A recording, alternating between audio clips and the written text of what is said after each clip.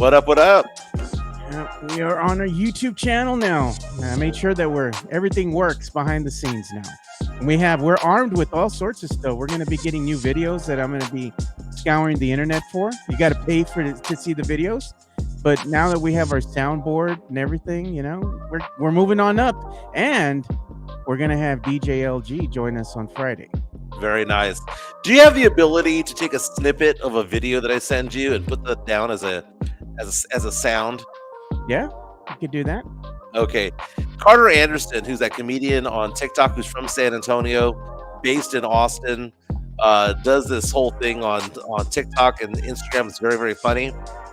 But he did this thing, man, yesterday where he was talking about having disposable income. Yeah. And he goes, disposable income, bitch. I thought that was so funny. I wanted that snippet so bad. I'll show it to you. Yeah. Hey, what's good, Taco Tuesdays? Fernandez, what's up, What's my on? brother? And congratulations to him and Steph, man. They celebrated their anniversary, and I told them too, man, I'm wishing you all many more years of happiness together. I've already gone to tell my brother, and I said, you know what? I like it when they're together, man. I like them together. They're a good couple, man. Mm-hmm. That long distance stuff is difficult, man. Me and Chica did it for a while. It is, man. We got some new stuff here, by the way, too. Yeah, of course, man. I'm looking forward to catching up with you, brother. I know I've been busy too, man. So hopefully next time you pull through here, we can link up, man, because it's been long overdue. Hey, but we got some new videos now. So we got a new grito. If y'all want to see it, you got to pay for it. And we got another video of Mike fighting in front of the sit-go here on Marbach. Welcome to another episode of the Area 210 podcast with Mike Jimenez and Joe Garcia. Make sure to subscribe and hit that like button. Join the discussion as we broadcast to you live from beautiful West San Antonio. And remember to tip your hosts as it helps the show grow.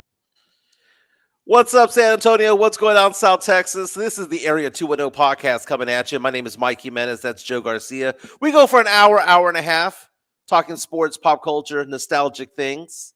Joe, how you doing today, my man? Doing good. Like I've been telling everybody, they're just joining us in the chat. We are armed with the new grito that's longer than the other one. So you got the budget grito for $1.99, and then you got the full-on grito, and we have another video, which is quite funny because I went ahead and put an old Mexican man right in front of the sit-go here off of Marbach saying some things. So if y'all want to see that, you got to pay to see the videos, man. But we're armed with new videos. Very, very, very nice. Joe, right now, I'm in a situation that I don't know how to handle, and I need your advice when it comes to it all. Yeah, what's up? Chica's dog peed in the kitchen this morning, okay? Putazo.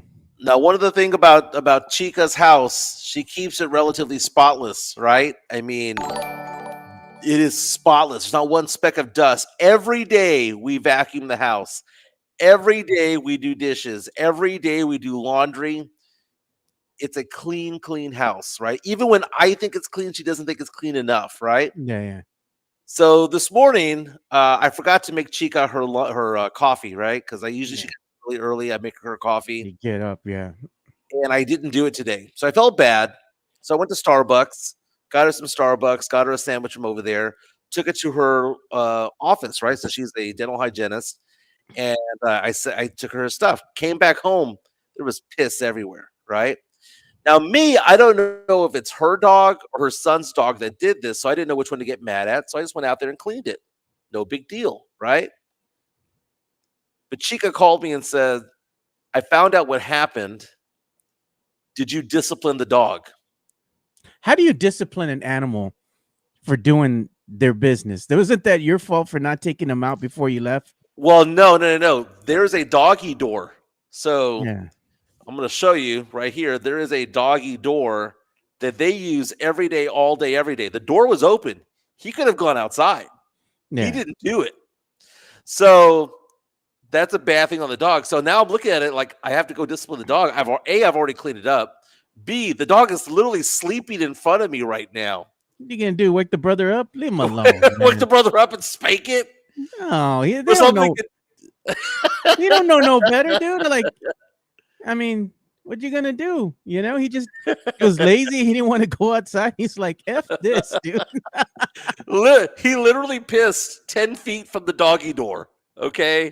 So I understand being pissed off and all It that, but happens, bro. It happens, man. I mean, if that was my dog from the get-go, I would discipline it. But I feel like that's Chica's job. That's just not going to be mine, man. Nah, man. How you gonna get mad at the dog for doing doggy things, dude? Just leave him alone, man. He's getting old already. Well, he doesn't have very many accidents. That's the thing. I'd say the number of accidents is maybe once a month, once every 2 months. It's not like it's a dog that has. Just tell her you issues. disciplined the dog, but didn't do nothing to him, man. Just tell her that. Yeah, I gave him a putazo. I gave him a putazo with the chancla. You know, that'd be all you and the dog's little secret. Y'all bonding moment there, you know? Very, very, very nice. Hey, but we got an incoming super chat here, man. Yeah, $5. Here we go. Money talk. Here comes the money.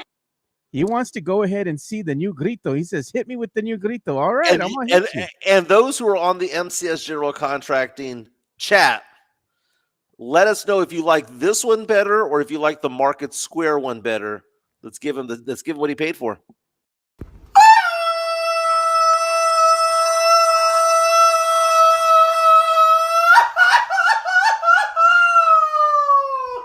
¡Viva México, cabrones! The Chihuahua at the end is funny, dude. There's so many layers to that one, man. Very nice. You know what? So you're a man of many talents. So now, not only are you a fiduciary, you know, and you handle all this money every day, but you're the official dog cleaning guy now. You're the piss collector. You know, the dog piss collector. That is true. And last night I was in charge of the Traeger, man. I was making some food last night on the Traeger. I felt like it cook. Minutes. Yeah, baby. Yeah. But he's the alpha dog. The dog pissed in the house. He's the alpha now. He says the human's gonna pick up my stuff anyway, man. Rafa says the dog was like Rick James. F your couch. Might be a new one. You know what's funny, man? But it wasn't on the couch. That's a good thing, and it didn't touch any furniture. Didn't even touch the island. It was just in the middle of the kitchen. You know, right before you get to the refrigerator. It's just right there, just a puddle of piss. Look at Leha, $20 super chat, and I'll record myself doing the grito for the show. Oh, dude, that would be awesome. You heard him. You know what? Everyone pitch in $3 or $4 each to get to the 20. This had to come from one person. Yeah, just say it's for Leha to do the grito, and I'll send him the $20 my damn self. But you know what I was going to tell you? I was going to share this story with you. One of my good friends, one of my best friends, Ed Luna, he lives like a couple of blocks away from me. He works at Fred Loya, you know, so he comes home for lunch because Fred Loya is just around the corner. So he said, man, one day, man, he's like, I was in the house, and he's like, man, one of these dogs pissed somewhere or pooped somewhere in the house. And he's like, man, I spent my whole lunch break looking for it. I couldn't find it.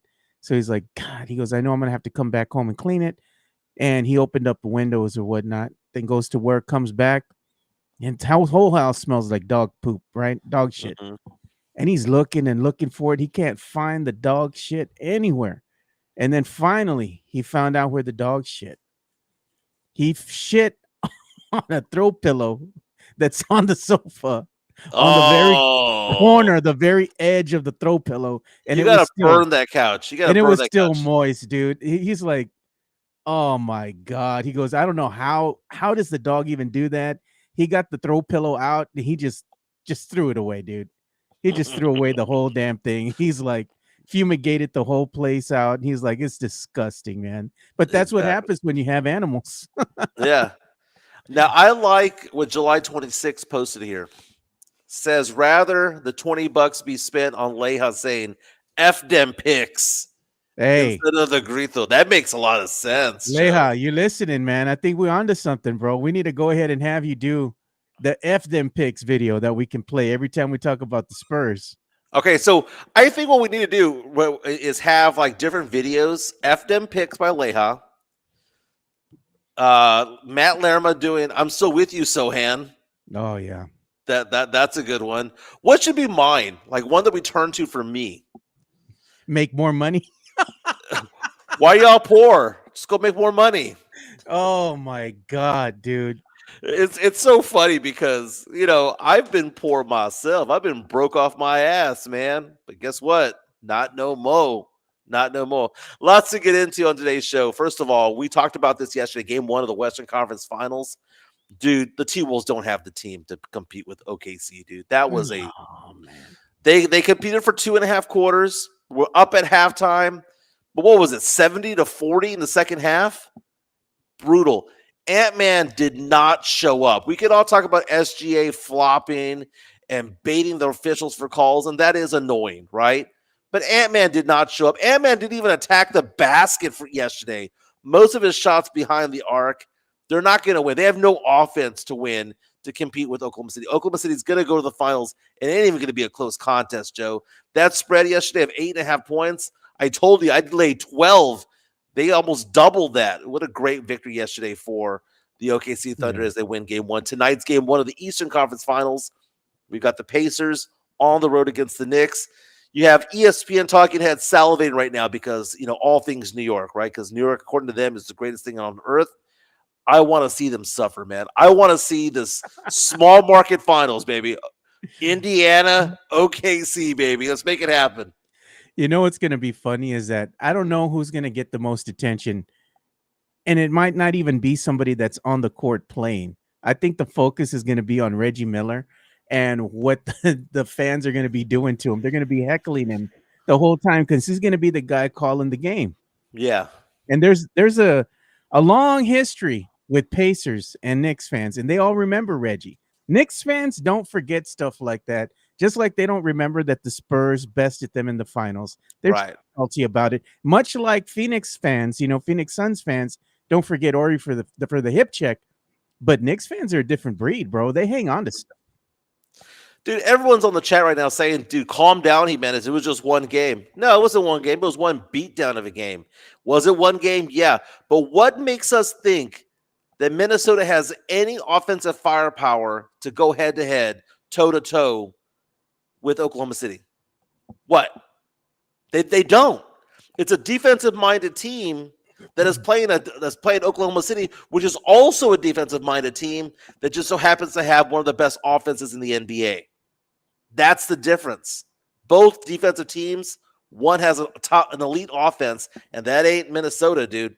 That's not Minnesota. Julius Randle was the one who went off yesterday, and guess what? Oklahoma City was like, good. We want Julius Randle to go off. We don't want Ant-Man to go off. Julius Randle wants to go off for 26 points? Good. OKC is going to stomp them in this series, Joe. It is going to be a gentleman's sweep of 5 games, and they're going to waltz their way in to the NBA Finals, and they're going to be there to take on whoever survives the Eastern Conference. That's going to go 6 or 7 games. It's going to be a brutal series right there. Dude, OKC, dude, just put all your money down. They're going to win the title, dude. They're going to win it all. The thing is that the way that you combat OKC is that you got to control the pace of the game, and you also got to get very physical with them. You got to slow the game down, and you got to start getting into their heads, man. You got to get them upset, and just shake them, man. You got to shake them off of their game plan and force them to play your style. If Minnesota can do that and the game slows down, I give it to Minnesota. They can be a scrappy team. They can get up there and mix it up with them, but OKC's just got too much offensive weapons. In order to combat that, you got to go ahead and slow the pace of the game, man. They go ahead and start fouling them, giving them some good hard fouls, old-fashioned fouls, send them to the line, make them think about driving into the lane, and make them earn their points, make them be honest. You can't just lay back and take it, and that's basically what Minnesota did.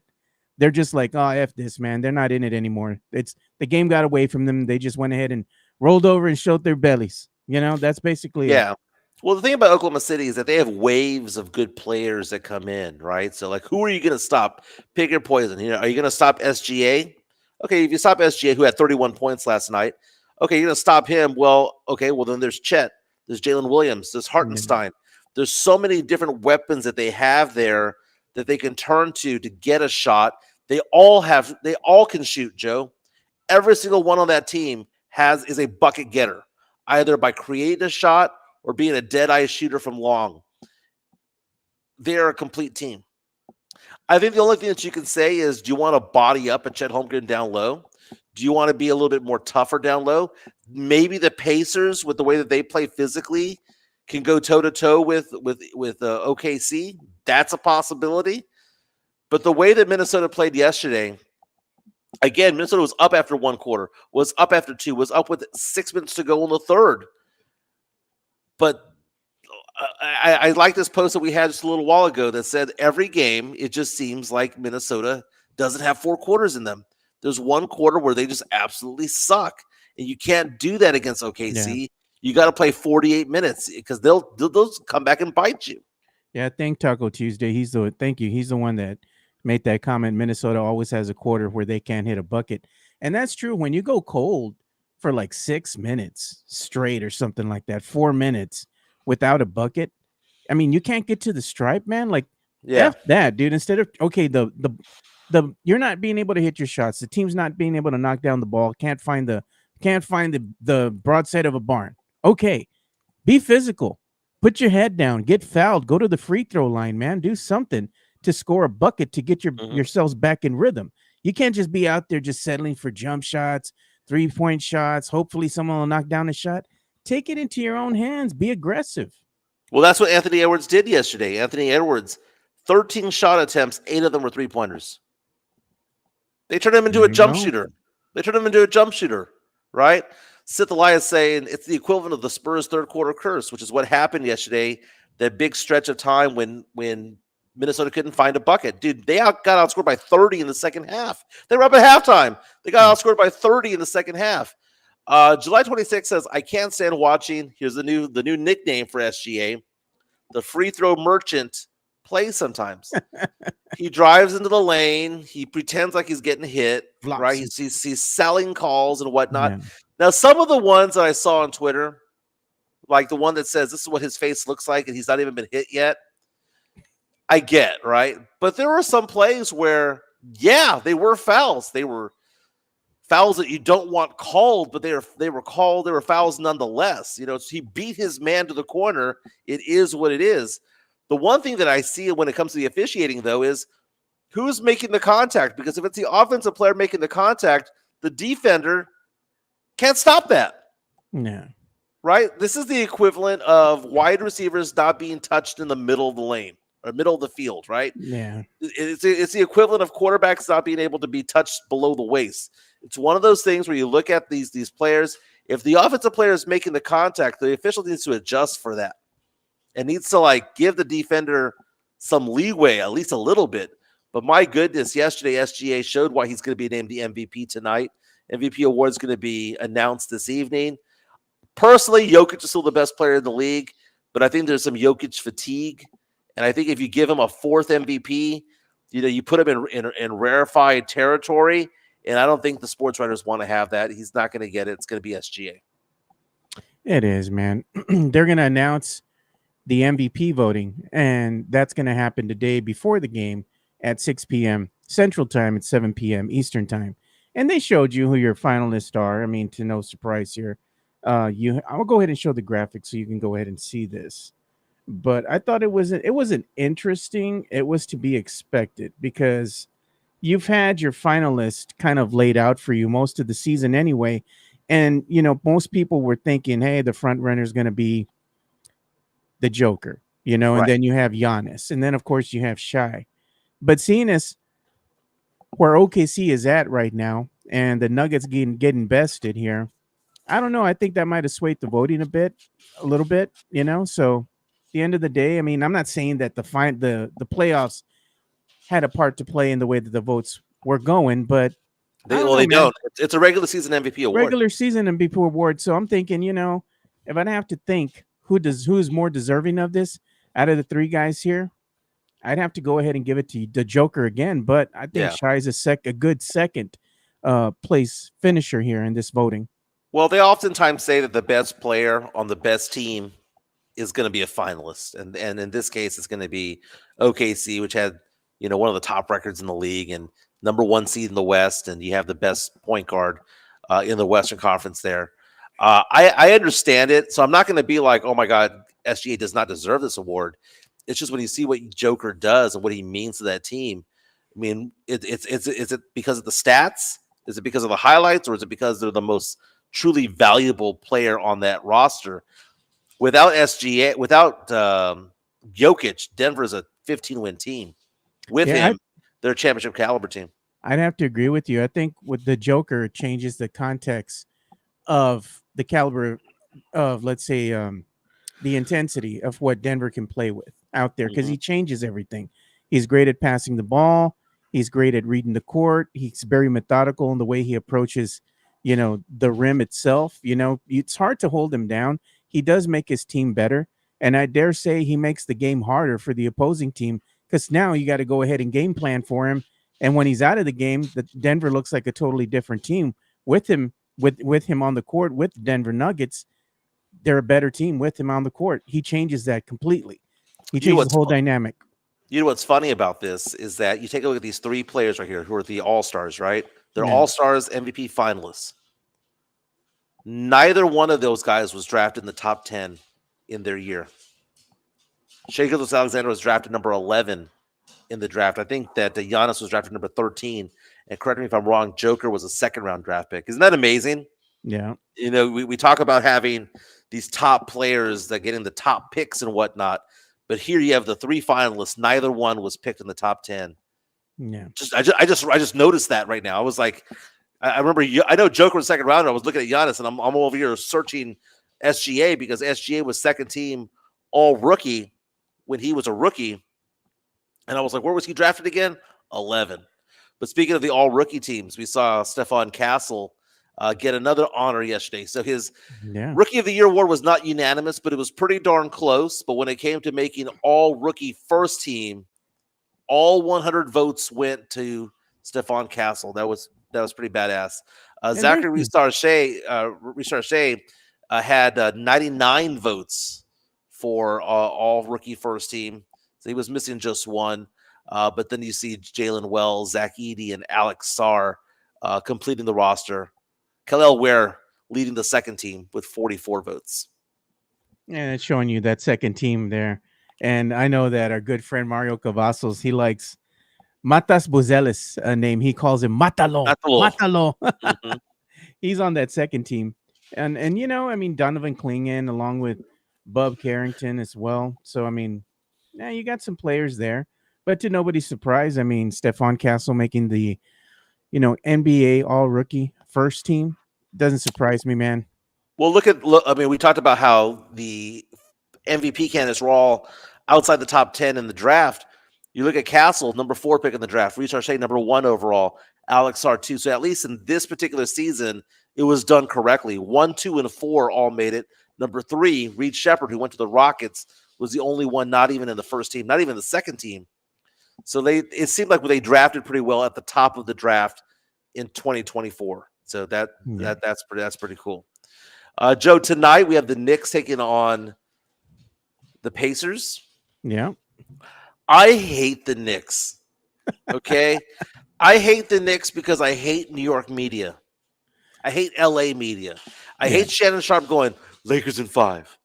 I hate Molly Curum today on First Take being, well, Jalen Brunson is the best player. He would be the face of the league because, Knicks fans. What the fuck does that mean? There are 30 other teams in the NBA. Who gives a crap about the Knicks fans? They haven't won jack crap since 1970, 71? Been a long time. Longer than I've walked the earth. It's been that long. How long has it been? Has it been that they won before or after the dreaded cold envelope? The frozen envelope. Dude, Knicks titles, title years. Let's see. The last time they won a title, what year did the Knicks win it all? 73. Jeez, I wasn't even born yet. So they've won 2 NBA championships, 1970 and 1973. Jeez, okay. Man. OKC Thunder never won it. Correct me if I'm wrong. I don't believe the Pacers have ever won it. No, they've never won. Now, Minnesota has won back in the day, if I'm not mistaken, if they were a different team. They were. Wasn't Minnesota at one time the Lakers or something like that? And then the Lakers moved to LA, and that Minnesota got the expansion team. which is why they're called the Lakers, because they were from Minnesota, and you have the Great Lakes out there, right? Yeah. So that's how you got that name. Kind of like the Utah Jazz were formerly from New Orleans. That's how you Yep. got the name the Jazz. They should have changed it a long time ago. In fact, the Pelicans should sue to get that. Like Houston should always be the Oilers. It shouldn't be the Texans. You know, how the Tennessee Titans have rights to that logo still is absolutely stupid, but it is what it is. But you look at these teams, Joe. You have the glitz and glamour of New York, right, who has done multiple trades to get to where they needed to get. First of all, they got Jalen Brunson, big-time baller, right? This is a guy that, believe it or not, Dylan Harper is compared to. Yeah. So you have Jalen Brunson. You have the cast of characters who all went to the same college for the most part. It's a good team. Indiana, scrappy, man. This is a team that represents the Midwest very well because they're a scrappy team. No big stars on there. Tyrese Halliburton trying to exercise those demons because his own contemporaries, his own fellow point guards of the NBA believe that he's overrated. He's going out. He's balling out, doing a lot better. I just hate New York media, Joe. I hate New York media. Why? Because they're a bit snobbish. They're all about themselves. they, you know, and we saw this when the Spurs were winning 5 chips. My God, if Tim Duncan played for the New York Knicks, he'd be considered the greatest player of all time, or number 2 or 3. He's probably 5 all time. Best point guard of all time, best power forward of all time, rather. But if he played for a big market team, oh my God, he'd be legendary beyond what he is now. Look at this. Big Sean PD has a good comment here. He says, OKC franchise has 1 chip in 1979, but he goes on to say it's because they used to be known as the Seattle Supersonics. Yeah, but but the people in Oklahoma City were not. That's a very good point, Big Sean. Yeah, that's a very good point. But that's not their team. You know, that's not their team. That's like saying, I mean, there's teams that have moved along, right? That's like saying Minnesota enjoyed the chips that the Lakers got and vice versa, right? Although the LA Lakers do count when they count like how many banners they have, they do count what they won in Minnesota. Is that fair or foul? Same franchise, but it's not the same. Somebody said they should have the asterisk by every chip because it belongs to the Minnesota Lakers, you know? That's right. That's right. Oh God, man. It's But weird Jeff, how these names don't change. If you go to a new city, you should change the name to match more the likeness of said city you're going to, you know? Right. The Baltimore Ravens were the Cleveland Browns. Yeah, Middle of the night, they moved over to Baltimore, right? That happened back in the day. Or was it vice versa? No. Cleveland Browns did move. They had the Mayflower trucks, and they moved in the middle of the night, if you remember that. Yeah, I remember that. They had it on a documentary. Things that could not happen these days because, you know, social media and stuff like that, we'd catch you. You know, we'd catch you when it comes to it. But I just cannot stomach watching ESPN and Stephen A. Smith and Kendrick Perkins and all those guys if the Knicks made the NBA Finals. I cannot stomach 2 weeks of that because they're all about themselves. And don't get me wrong, I love going to New York. You know, I go to New York City. You know, I've been to Manhattan. I've been to Brooklyn. I've been to Queens. I've been to all those sort of different places. Right? The only borough I haven't been to is Staten Island. Love going there, love visiting there, but oh my God, talk about a self-absorbed city. LA doesn't take themselves seriously, dude. LA is different. LA is more laid back and whatnot. New York takes themselves so seriously as if people care what they think. It's so funny. It's so funny. But, you know, you travel around the country, there's different attitudes about different things, and I just don't want them to be celebrating in New York. F them, dude. F them picks. F New York. They're going to burn the whole place down, man. They acted like their team had gone and won the whole thing when they moved on to the Eastern Conference Finals finally, after quite some time. You know, it's like you had people jumping off of the freaking light post and whatnot, jumping into the crowd. You even saw them, like you said, hazing that Pacers fan, that lone Pacers fan. And that just shows you the caliber of fan that, you know, that New York has out there, especially Knicks fans. They can be obnoxious. They're probably one of the most obnoxious fan bases in the NBA, along with Laker fan. I got to say, Laker fans quite annoying as well. July 26th says, "Don't let Hefe hear you, Mike." Talking about Jeff Garcia from Locked On Spurs and Ken's yeah. 5. Why is he called Moneybags? Yeah. We got to go back and revisit this. Why is this called Moneybags? Because back in the day, he and I Zoomed each other. I don't know why. I don't know if we had done a Locked On Spurs or whatnot, but we decided to just keep talking, and we were on Zoom just talking to each other. And all of a sudden, his food arrives, right? Because he was living in New York. I believe he was in Queens, if I'm not mistaken. Yeah. Is it Queens or Brooklyn? One of the two. And then all of a sudden, like Uber Eats shows up or whatever the case may be shows up and it brings him his food, and it's on a silver platter. It's on a silver platter, Joe. And it was a steak. And it wasn't like an Outback Steakhouse steak. It wasn't a Saltgrass Steakhouse steak, which is good. It was like fine dining, like it had butter melted on top, you know? So my question was, who the heck orders steak on Uber Eats? Hefe does. And then he told me, he goes, "You don't even want to know how much this costs." No, and I'm thinking to myself, oh my God, he probably paid $80 for a steak. Probably more than that.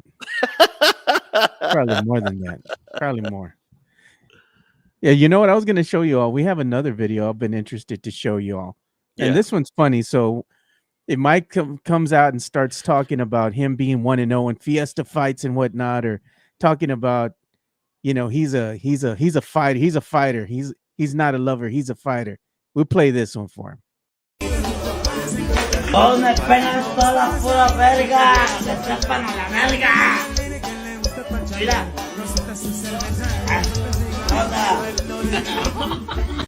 And the yeah, kind of went down like that.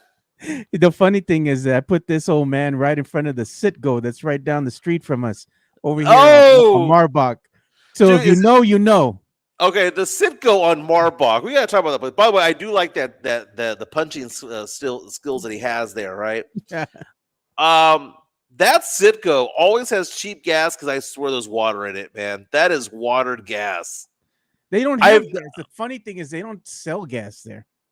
Okay, then it might not be the one that I'm thinking of. I'm thinking of the one on Hunt Lane and Marbach back in the day. Yeah. I mean, they used to sell gas back then, but they don't do it anymore. But they're always running out or something going on with that pump. But you go out there, bro, and that place has brass knuckles, throwing stars, knives. They got everything, dude. They got hood rat snacks in there, you know, the sour pickles, the Lucas, and all that stuff. Everything but damn gas, man. Nudie magazines in the front. They got it all, bro. Okay, so I got a fact check coming in. $5 super chat coming in from Jason Garcia. I knew I was wrong when I said that. It says, gotta throw Mike under the bus. Lakers are named after these 10,000 lakes in Minnesota. I said that. Okay, 10,000 lakes, but okay, so it's not the Great Lakes, but it's the same vicinity. So give me some slack when it comes to that. The Colts were moved to Baltimore from into Indy overnight. That's what it was. They went from there to there. Then, okay, that is true. I knew when I was saying it that it was off a little bit. I knew it involved the Ravens, however, or the city of Baltimore. Look so at my Taco bad. Tuesday. My bad. Taco Tuesday. Y'all can do a live show at the Citgo and Marbach. Don't want to get shot. You won't get shot, Mike. It'd be fine, bro. Everybody's not even around during the day. Jason, thank you so much for the support, man. Appreciate it, brother. Butterfly knives and brass knuckles, Joe. So last night we had a little bit of a barbecue over here at Chica's house over here, hanging out over here. Her brother showed up. Her son was here. Family friends were here, and I was telling the story that I mentioned the other day about the tennis racket that I took to the ATM. Bro, that's oh my God! So stop the cap. Stop the cap, bro. So she was telling the story, and she goes, he mentioned it on the podcast. So I called up the podcast, and I got to that part, and I'm playing it where you're calling me. You know, you're saying, the lie detector shows that this is a lie and all that stuff. So I went to the garage and I pulled out the tennis racket, and I demonstrated what I did. And one of the family friends that was there had a pocket knife. So he got out his knife and he like pulled it out and said, "Give me your money." And I spun back around with my racket. And I went like this. I said it was like this. It was a Mexican standoff between this 2-inch knife and my tennis racket. And the guy walked away. And it was so funny because we reenacted it in the backyard last night under the patio. Badass. It was badass. Man. Lie detector test determined that was a lie. And then everybody on the show after you said that tall tale that gets the Kawhi laugh, bro. God. I'm looking for the other one that I had. Let me see if I can get the sound effect out. That's the one from SpongeBob where it's like, Oh. like it's just a fail. Joe, let's give some love to MCS General Contracting. They've been with us since day one, bringing us that diamond hard concrete. Dude, even Chica says diamond hard around the house. There you go. MCS General Contracting, more than 30 years of combined experience in concrete placement. They are the best in the business. Honest pricing, high quality work. They get going on house foundations, driveways, concrete patio decks. If you want to extend the deck, extend the driveway. If you're a business and you need to put together a slab, a parking lot, or other concrete placement services or sidewalks, reach out to MCS General Contracting at 210-774-9155. They're confident in their skills, so give Chris Leha over at MCS General Contracting a call at 210-774-9155. And thank you for being a sponsor of this show. That's right, that diamond hard concrete. Chris Leha, give him a call. They power the chat here for our podcast. Again, it's our chat powered by MCS General Contracting. Do you have the number up, Joe? Yeah, I'm trying to bring it up here. Here we go. 210-774-9155. 210-774-9155. And there we go.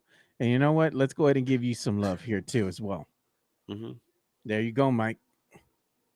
210-508-0369. Again, 210-508-0369. If you have any questions about retirement accounts, IRAs, 401k, need to roll over your account from an old employer.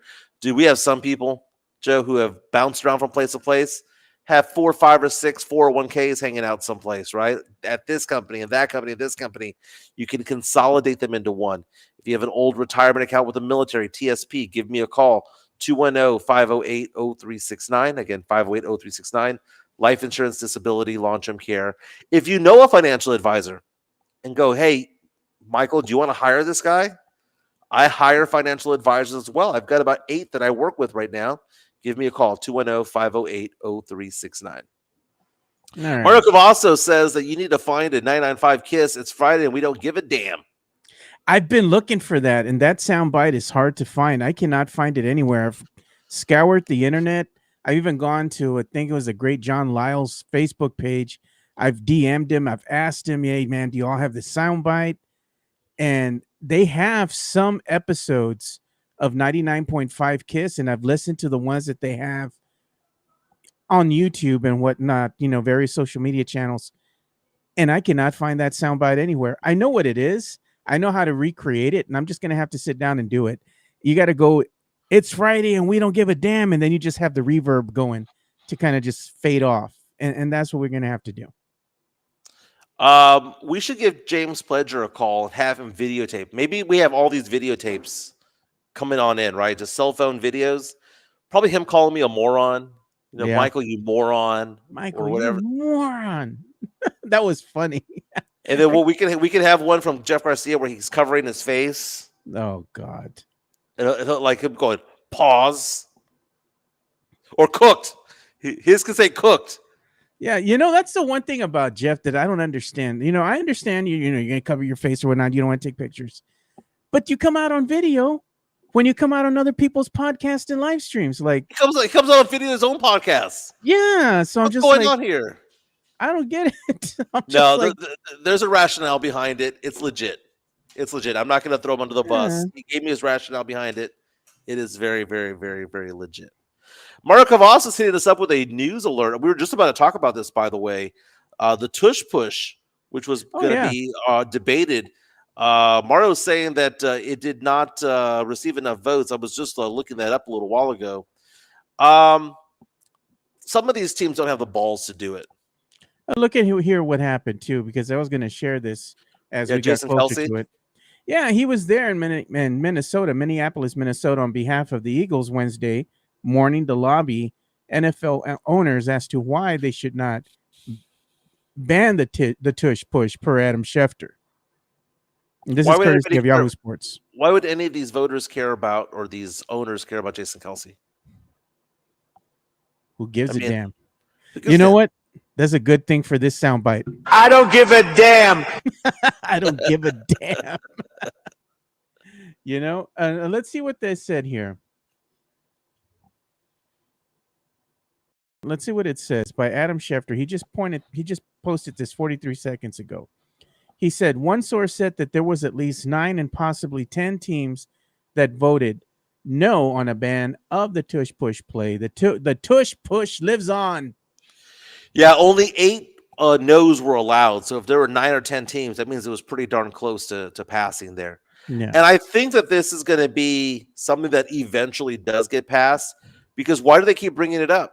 They keep bringing it up every single year that this goes by, and it's a you cannot stop this play. That's what makes it stupid. It's not even a football play. Yeah, look at this. I love this. Mike's tagline: "Let me help you make more money." Oh, I can't make guarantees, my man. I can't make guarantees, but I tell you what, though, I love what I do for a living, man. I mean, first and foremost, I go meet with clients a couple of days out of the week, and I'll go to lunch or dinner and hang out with my clients and whatnot. But for the most part, I stay at home and I, design plans, and I talk to clients, and I have a really good book of business. I've got about 300 clients. I have someone to talk to every day, and they just keep giving me more money to invest, and it's pretty cool, man. Hit 21 million yesterday when I restarted my practice back in during COVID. Hit 21 million yesterday in retirement assets. I've got a couple hundred life insurance clients, disability clients. It's pretty good, man. All walks of life, man. All walks of, from multimillionaires down to college kids starting their first deposit. Everything in between.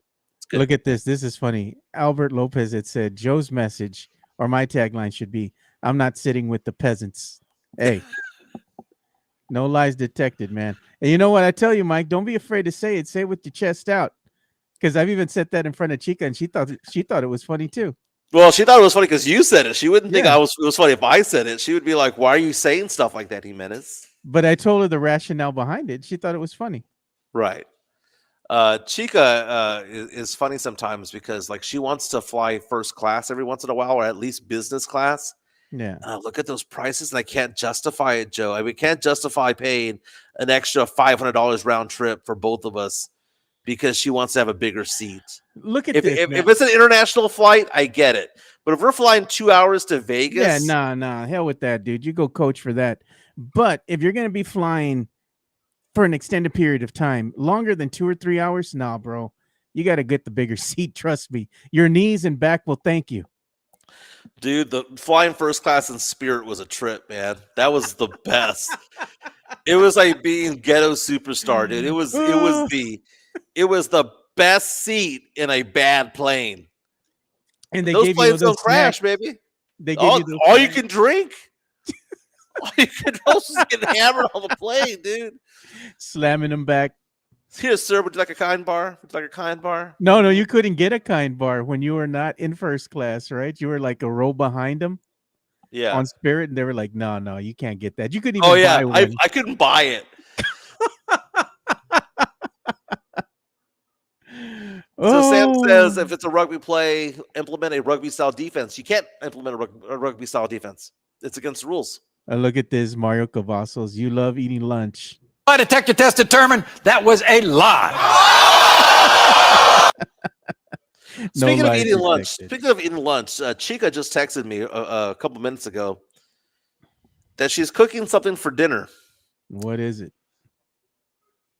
Albondigas? What the hell? I had to look it up. Apparently, it's some sort of Latin soup. I've never heard of such a thing. It's like a meatball soup, bro. I'm gonna text right now. I've never heard of that. I'm gonna show what it looks like, man. This is what it is. It's a Mexican meatball soup. That's what you're gonna be eating, bro.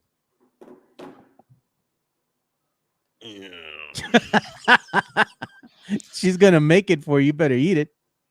Okay, so can I get some caldo de res instead?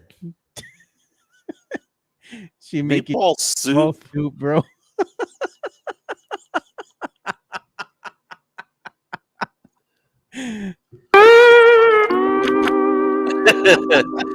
Mario saying sitting first class in spirits, like sitting next to the pilot. May as well have. May as well give me 20 minutes to do it, man. That's funny.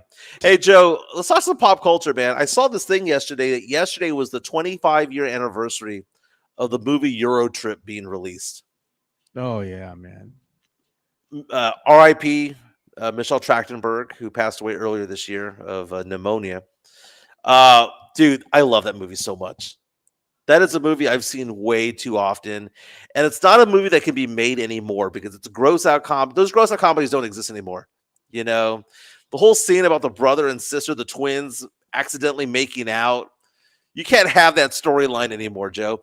And No. tonight, I'm going to watch a movie I've never seen before, Joe. I've Which never one? seen White Chicks. Oh Mike, come on, bro. We're gonna bring back the movie review for tomorrow. I've never seen White Chicks. Come on, Mike, for real. Yeah, I mean, I've seen the whole Terry Crews singing that Vanessa Carlton song, 1,000 Miles. I've Yeah. seen that, clip before, but I don't think I've ever seen White Girls. I saw for the first time the other day. I saw Norbit for the first time the other day. What does it say? The best part of the turkey is the turkey ass. Oh God, dude. Norbit is a funny movie. Sam Salinas, Miss Scusi. Oh, that's great. What a great line. That's Fred Armisen, I think is who that is from Saturday Night Live back in the day. He gets on the train and he's wanting to, like, I don't know, fondle the passengers or whatnot to the song "Looking for Some Hot Stuff, Baby, This Evening." Nice. Oh my God, I did not hit that note at all. I can't believe you've never seen White Chicks, man. White Chicks is a funny movie. It's a classic, dude. It's a classic. There's a scene in there where she's like, "I'm gonna write a letter to your manager." You watch that and you're gonna start laughing, dude. You got to see the context of it. Yeah, dude. I mean, I'm catching up, dude. I'm playing catch up with everything.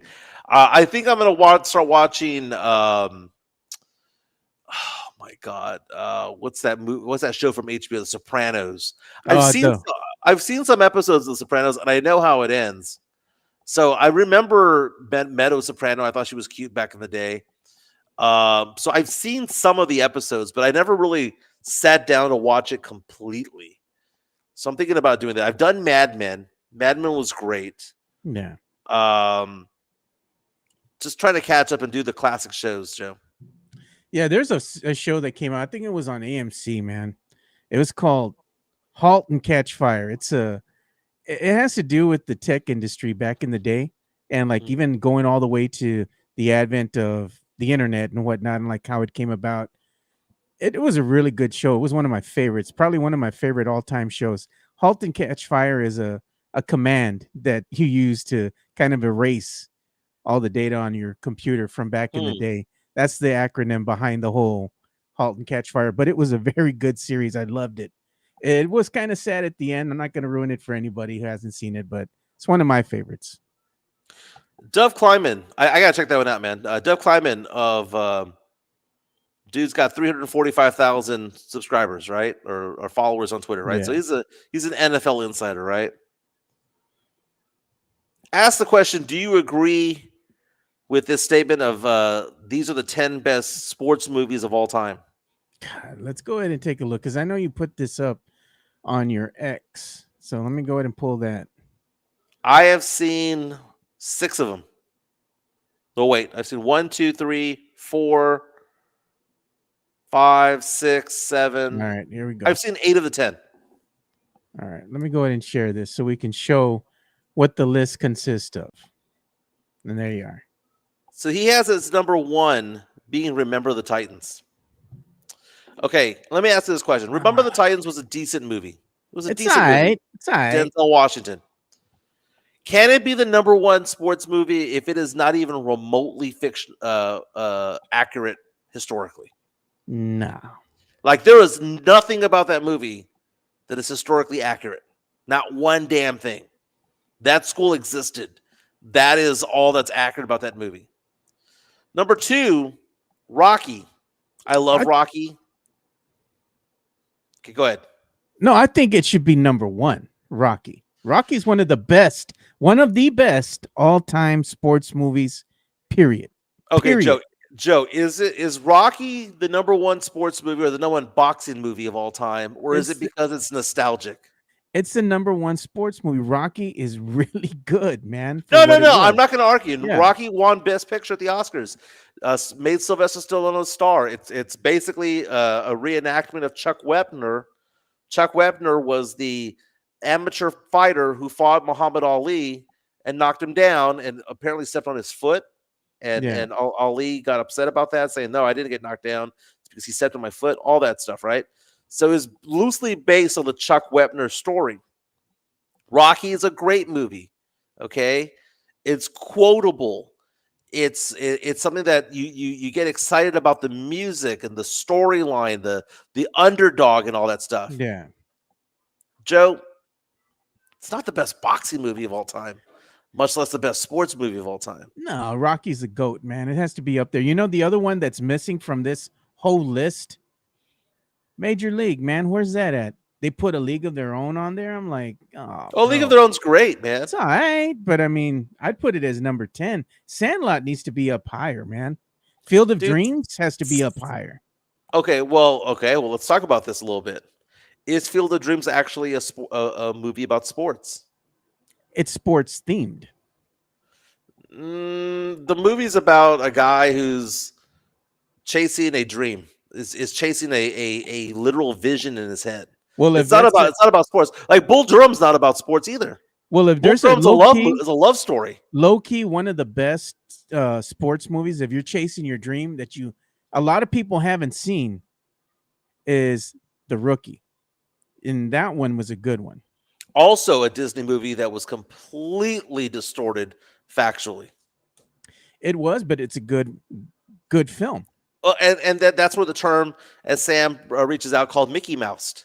Yeah. It's when they take a movie, they take a storyline, dumb it down, yeah. Take away all the facts behind the movie because they're trying to get somebody to have an emotional response to it all. Anything that's been done by Disney, dude. Okay, The Rookie. I remember watching the movie thinking it was great. You know, it was Dennis Quaid. Yeah. You know, you had that dude who's Magnum PI now, whatever that guy's name is, and you have this movie about a teacher who promises his kids that if they win the division or district title, he'll try out, right? And then he didn't know how fast he threw and all that stuff. All BS. The only thing that was true was that he was a 35-year-old rookie. That was true. He played in the minor leagues, dude. He knew how fast he could throw. That whole scene where he's like throwing the ball at the speed sign, right? Yeah. And it goes 75 miles an hour, and then he walks by it, it suddenly says 95 miles an hour. Like he didn't know the difference between a 75 mile per hour pitch and a 95 mile per hour pitch. Bull crap. The dude was a minor league baseball player. He knew how fast he could throw, right? This was stupid. Did he become a teacher and then try out? Yes. But it's completely fabricated. And also, by the way, his career was Blindside. Ooh, dude. Michael Orr is picked apart that one. I'm glad that that's not in there. Remember, the Titans has nothing to do with what happened in real life over there. Rocky's a very, very good movie. It's a classic. It's on the Mount Rushmore of sports movies. It's the GOAT, man. It's the GOAT. Rocky's the GOAT. I get that. But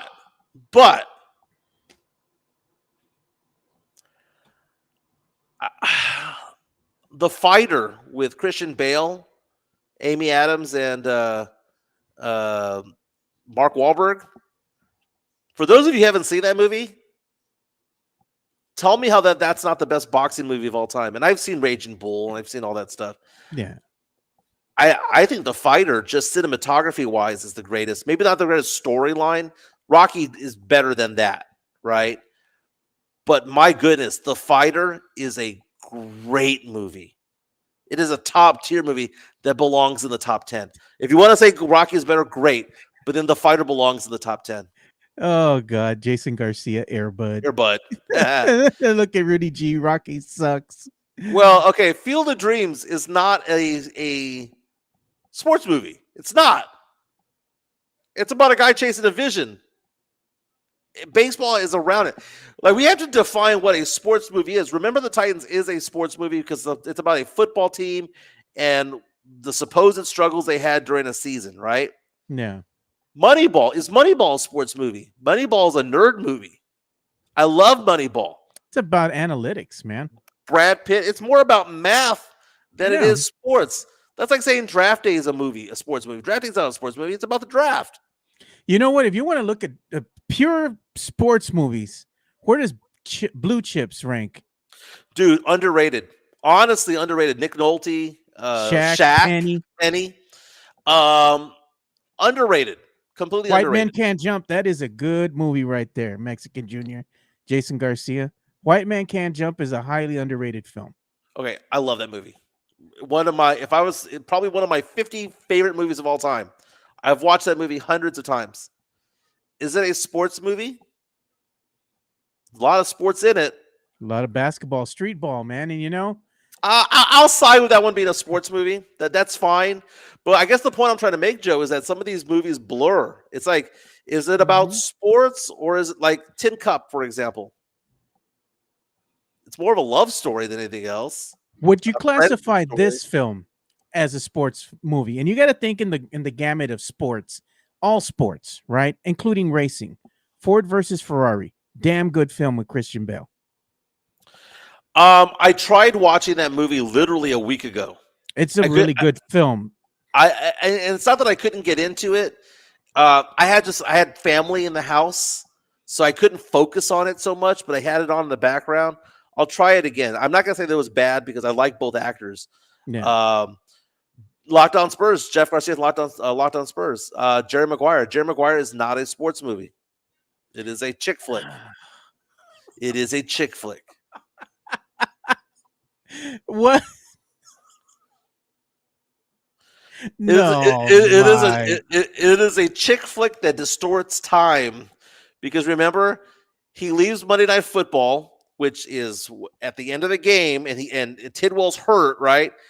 And then after the postgame, so you have to do the timing there, right? So after the game, so Monday Night Football ends in San Antonio at around 11, right? Which is 9 o'clock in the West Coast because Cowboys were playing Arizona, right?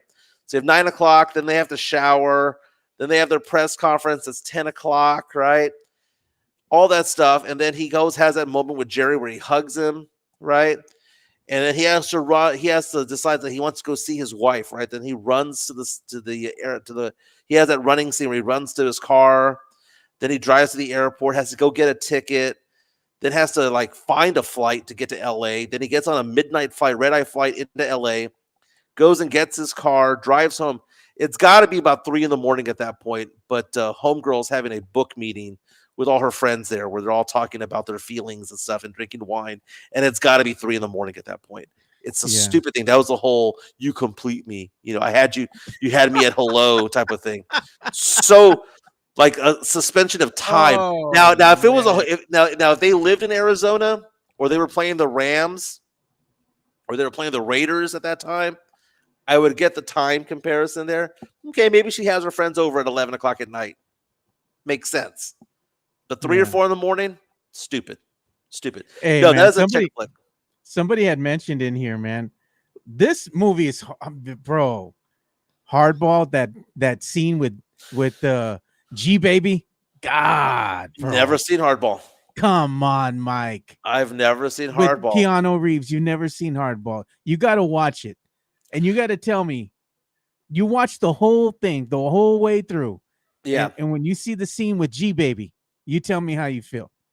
Rudy G comes out and says, "Major League." That's a sports movie. There's a Major heck of League a lot of is one. sports. It's a sports movie. Jake Taylor's trying to have that one last season in the sun.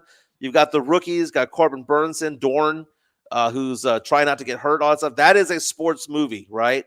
The Natural, I guess, Kind of, because he was no. I'm gonna say The Natural's not a sports movie. Brian Song is not even a sports movie. Brian Song's a great movie. Yeah. It's a great movie. You know that it's a friendship, right? The passing of a play of a teammate, all that stuff. Look at Great Jeff. movie, but it's not a sports movie. Jeffy says it's Gladiator. A Uh, sports movie. Wasn't the Gladiator games a thing? Oh, no. You switch cameras there, Joe. If you can Yeah. switch on back, come back to me, Joe.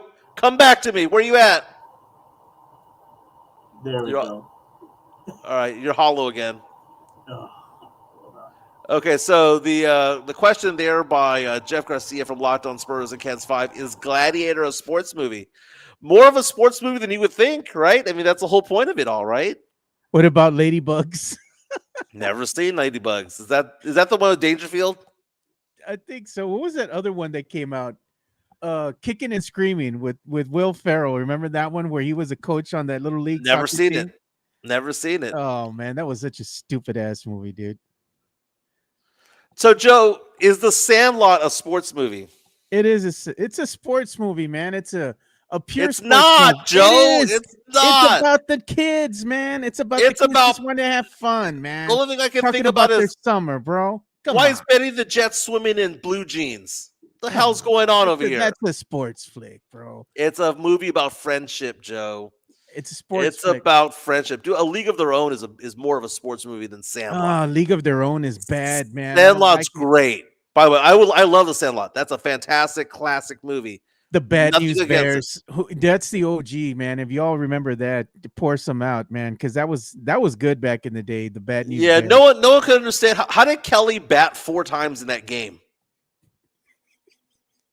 And the kid, Like- he's from San Antonio, man. Yeah, he is. But someone explain to me how Kelly. See, some of the sports movies that I don't That understand. don't make no damn sense. Kelly from Bad News Bears. Everyone else batted like once or twice. He went up to plate 4 times. I never understood that. I never understood the end of Major League, which if you were to say my favorite sports movie of all time, not the best one, my favorite movie of all time, sports related, is probably Major League. Love that movie, dude. Yeah. You see, But people was trying- but no one explain to me this, Joe. The last play of the game to win the pennant, not the World Series, but to win the pennant, yeah. was Jake Taylor laying the bunt down, running it out at first base. Willie Mays Hayes scores from second. He gets, they send him home around third, right? In what world does a catcher with bad knees bat second in the lineup? No. I've never.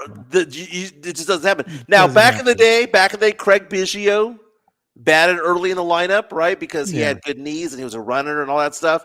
Okay, if he's Craig Biggio, fine. But a 38-year-old with bad knees, slow as F, batting second behind Willie Mays Hayes, make it make sense, Joe. Yeah. And look at this. This is one that I watched and I liked it. I watched this movie when I was on a plane going from San Antonio to Florida. And Hustle with Adam Sandler, highly underrated. And so is Dodgeball. Isn't Dodgeball a sports film? No, it's about a guy wanting to save his gym. Oh, bro, the GOAT. This is the goated film when it comes to parody of sports films. Balls of Fury, Mike. If you haven't watched this one, you gotta watch it. It's freaking hilarious, dude. Which one's that one? Balls of Fury. It's a parody on ping pong, but it's hilarious, dude. You gotta watch this film. You'll love it. What's the ice skating one with the dude from Napoleon Dynamite and Will Ferrell? Blades of Glory. Blades of Glory. God, that movie's freaking stupid, dude, but it's funny as hell. We need to identify what is a sports movie and what is not, right? Because again, The Sandlot, not a sports movie. It's not. Field of Dreams, not a sports movie. Rocky is. Remember the Titans is. Moneyball. You know what? I will classify Moneyball as a sports movie because women don't like that movie. But it's a dude movie. It's a dude flick. League Is of Their Own Karate Kid? Karate Kid, is that a sports movie? That's a great question. No. Oh, come on. It's a coming of age story. Talladega Nights. More of a sports movie than you would think.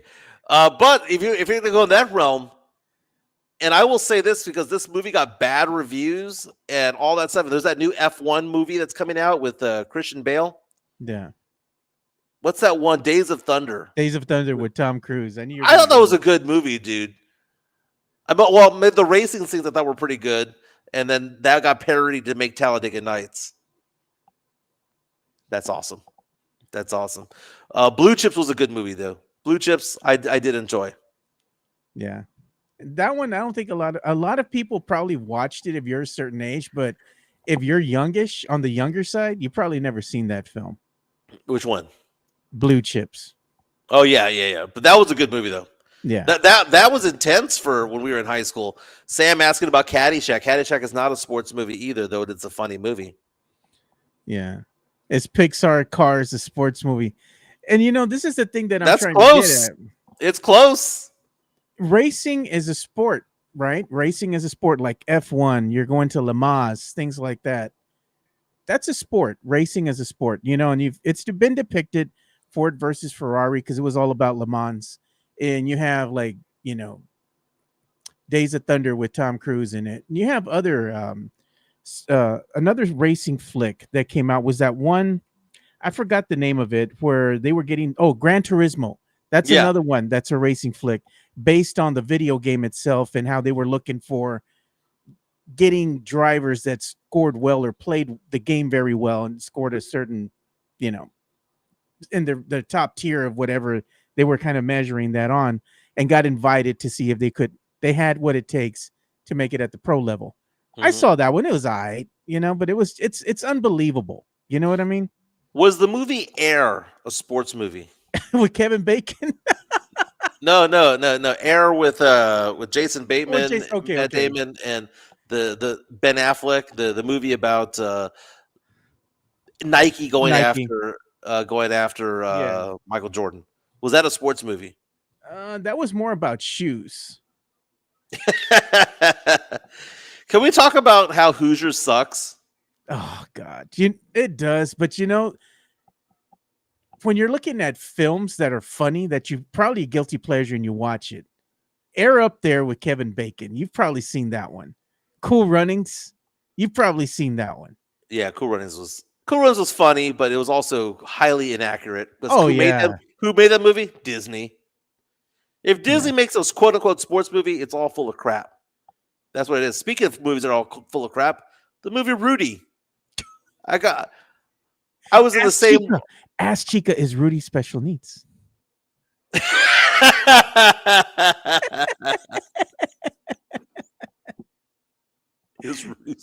She'll probably say yes. I guarantee you. Why do you say that? Because she keeps it real, Mike. I bet you anything she'll say, "Oh yeah." Dude, that's so funny. She's ruined so many movies for me. It's funny, man.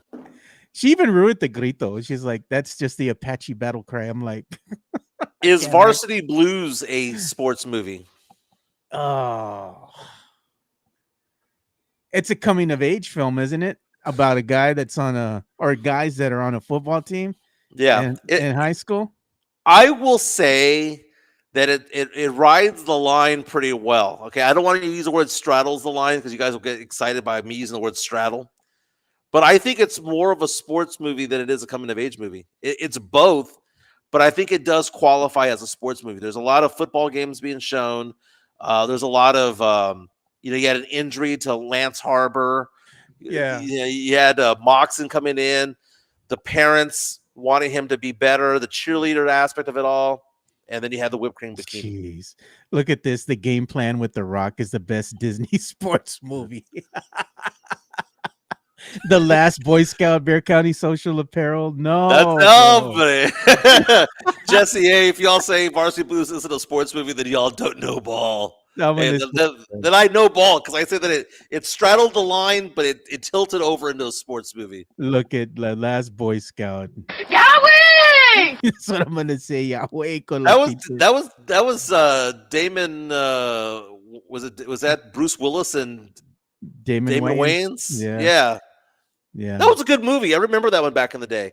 What about that one movie with was it Pacino or was it De Niro? Which one was it where it was like Any given Sunday.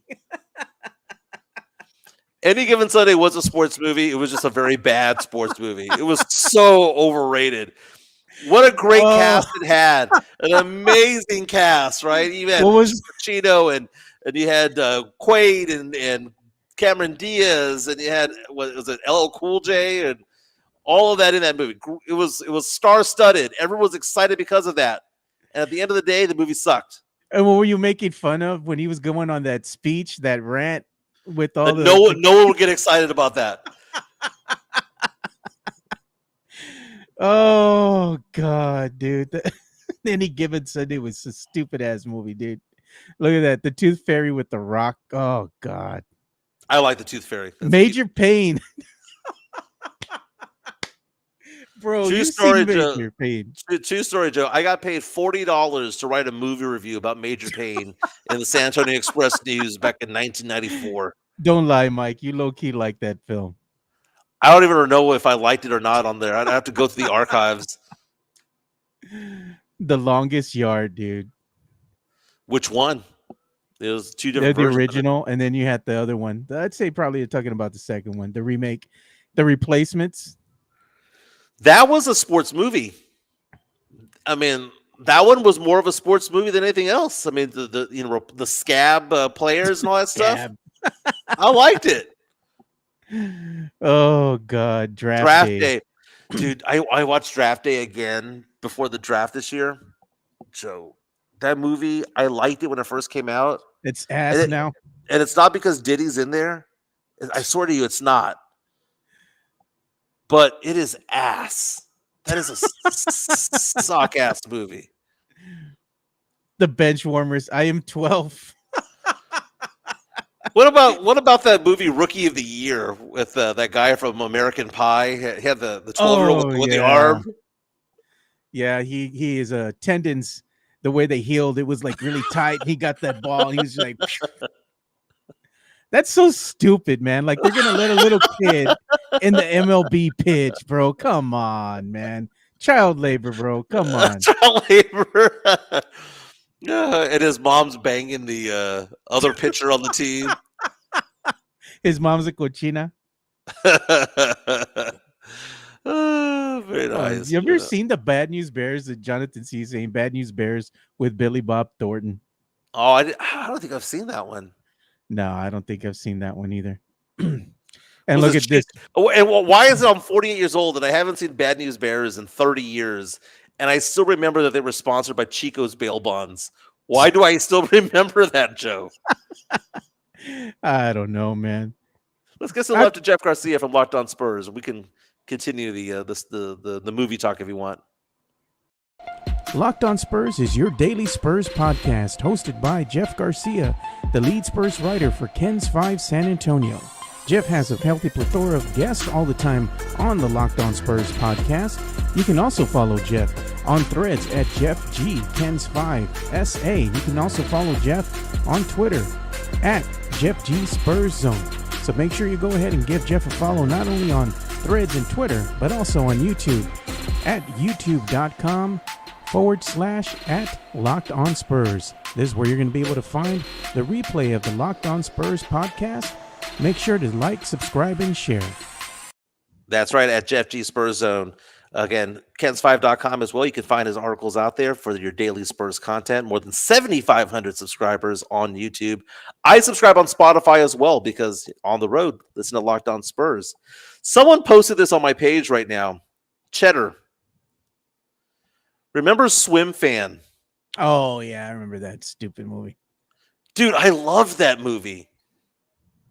That was an intense movie back in the day. Yeah, that girl who falls in. Oh, you know what? That's when I'm working today. I'm gonna watch Swim Fan. I'm gonna find it streaming somewhere, dude. Make that happen. You know what? We haven't talked about one of the best sports films. I think the funny one at that. It's not that it's really good. It's just funny. Semi-Pro with Will Ferrell. That one's That pretty was a damn funny funny. movie. That was a funny movie. It was also with Andre 3000, right? Yeah. From very nice. And then look at this. I know what Elias is saying. I put the comment up there. He's saying Soul Surfer, and you remember that one? With Yeah, the that was who the lost her surfer. arm. Yeah, that was a good movie. Yeah. You know which technically is a sports film, and I know none of y'all have seen it probably, is the OG that started the CGI in film way back when. Technically, it's a sports film because it takes place in a virtual environment, and that is Tron. Yeah, Back in the day, they had those weird games, you know, the light cycles and all that. It's like, I don't know, dude. I'm just messing with you guys. do you know what's a good movie that I bet you no one on this has watched? No. And I'm looking to see if it's streaming anywhere. A movie called Long Gone.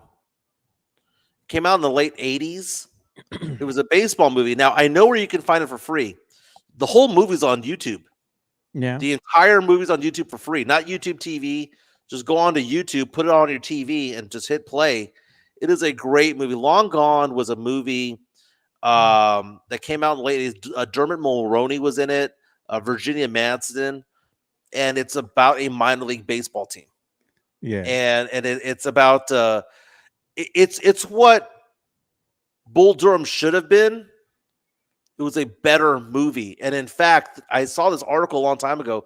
I forgot what it was. It was called The Greatest Movies You've Never Seen. Yeah. And that was one of them. I have seen Total Recall, by the way. A long time. I haven't seen it since 88 or whenever it came out, but I haven't seen it since then. I've only seen it once. Look at this. It's funny now that I brought up Tron because I'm just kidding with Tron. And then Sith Elias says, left my ass off. He goes, well, in that case, Joe, Harry Potter Goblet of Fire is technically about sports. It's the Wizards Olympics. Harry Potter. Nacho Libre count. It's about wrestling. I like That's Nacho true. Libre. That is true. Stretchy pants. Yeah. Joe, let me ask you this, Joe. Someone mentioned earlier, like 15 minutes ago, that Rocky IV was greater than Rocky 1.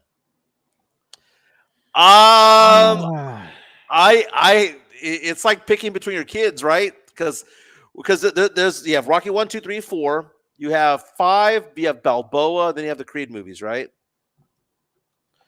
Rocky 1, the OG, right? At the end of Rocky 1, no one realized at the end of the movie when they first watched it that he lost. Yeah. Right. The whole goal of the movie was what? He wanted to finish the fight. Yeah. Number 2, Rocky 2 was Creed coming back and saying everyone's mocking Creed because they said that some people thought that he lost. So it's the rematch. Rocky 3 is Clubber Lang with Mr. T's character. And then that was stupid. We can all agree that 5 was awful. Balboa was okay. 3 was kind of trash. 2 was good. But the ones that are the most loved are 1 and 4. But 4 is so hokey, man. 4 is a workout video disguised as a boxing movie. He goes to the Soviet Union and takes on Ivan Drago, who's juicing. You know, he's on the juice. It's on the juice, you know. And you have Drago going out there and training in the most modern gym of all time. Meantime, you see Balboa in the middle of the woods, right, in the snowy field, sticks, lifting boulders and stuff, helping, get working with cattle and pulling wagons and stuff like that. Let's see if I can get this soundbite. Okay, somebody get him back over there. There is no movement like Creed. Get that right over. I just need the whole man. Where's the stretcher? Somebody send for us again. I defeat the real champion. Where's the stretcher? Somebody send for us again. If he dies, he dies. He dies. If he dies, he dies. Well, there's just a quick snippet of Rocky IV with Apollo Creed. Got and died there in the middle of the damn ring, dude. Okay. There's so much to unpack about Rocky IV. Paulie falling in love with a robot. A little bit cringe. Ahead of its time, though, with what goes on today, right? He taught that robot to talk like that, though. Yeah. He programmed her to do that. It was like the feminine hot version of Johnny Five Alive, is basically what that was. Rocky 1's the better story. Rocky 4 is the more patriotic. It's like he's getting his redemption story. Like he's coming back. They thought he was washed, but no, he came back like George Foreman, to go ahead and win. I'm just like, oh, Yeah, mira, look, Drago eating that Mexican meat like Canelo, carne de burro. Hey, does Canelo have a new fight coming out? I saw something about that the Yeah, other day. man, he does have a fight coming out, man. It's gonna be Who's he happening fighting? here. I'm gonna go ahead and pull that up so y'all can see it here, because they just Is it released Crawford? some information. Yeah, it's Crawford, but they released some information about it, and I had put it on the X. So here it is. It's showing you their combined record that they have together. There's some pretty interesting stuff here. So here's the Canelo Crawford bout that is going to be taking place later this year. And it says combined, they have a record of 104, 2-2. Pretty good, man. And not lying at all. I mean, this is going to be a good fight, but the thing is that Crawford has to come up in weight class. He has to go up 2 weight classes to compete against Canelo. Crawford's not used to really fighting at that weight class. Everything's always in favor of Canelo. That's the only reason he's going to take said fight, because it favors him. Crawford, he's a good fighter in his own right, but I don't know if he's going to have the tools necessary to go ahead and beat Canelo. Canelo at his age, he doesn't have to go out there and just, sling haymakers in the middle of the ring like if you're younger and trying to make a name for yourself. He can be more methodical, and that's the thing. His fights are boring, but if you want to be the best, you got to beat the best, man. So you got to beat Canelo at his own game. Well, I mean, the excuse is already laid out right there. Crawford can go into this fight, and he can, if he wins, it's magical. If he loses, well, he had to go up 2 weight classes. Yeah. Right? So you can use that as an excuse. Canelo is in a no-win situation because, yeah, he would have beaten a great in Crawford, but he outweighs him typically by about 20 pounds. Canelo's used to fighting at that weight. Crawford's not. He's at a disadvantage. And I'm looking at the odds right now. Canelo is a minus 190 against Crawford. Crawford's plus 150. So that's basically Vegas's way of saying that there's a 75% chance that Canelo's going to win. And I tell you what, there's probably a 95% chance that he wins. Look at this. Because of the weight difference. I'm gonna make a bet with you, Leha. He says, F Canelo, pinche cinnamon toast crunch fraud. I'll bet you right now Canelo beats Crawford. You want to go ahead and put a case of beer on it? Let's do it again. Let's run it back, brother. Let's run it back.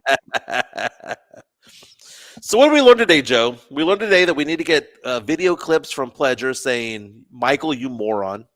I have some of those because we recorded the show with him saying that. Right, but it'd be funny just to kind of have a full screen of them saying that. Saying, Michael, you moron. F them pics from Leha. Mm-hmm. You saying peasants. You saying embellisher.